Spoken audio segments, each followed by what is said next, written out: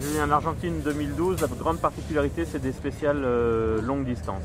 Ça fait quoi quand on reconnaît et qu'il faut travailler ces spéciales-là? Alors, effectivement, quand on arrive en Argentine et qu'on sait que cette année on va avoir une spéciale de plus de 60 km, on se pose un peu des questions parce que c'est la première fois qu'on est sur un schéma aussi grand. Et heureusement pour nous, les 30-35 premiers kilomètres étaient assez rapides dans celle-là. Donc moi ça m'a bien aidé, vu le terrain assez bosselé. Et notre voiture de Rocco, pour l'instant la Golf, elle a encore des suspensions qui sont pas top pour le copilote, ça secoue beaucoup et j'avais peur de passer une nuit blanche à recopier cette spéciale. Et finalement c'est pas pire que le rallye de Chypre où on pouvait avoir une spéciale de 28 km et 70 pages. Là je pense que les 62 km de la spéciale tiendront en 60 ou 58 pages, quoi. Je dirais ça. Combien de temps pour reconnaître 60 km?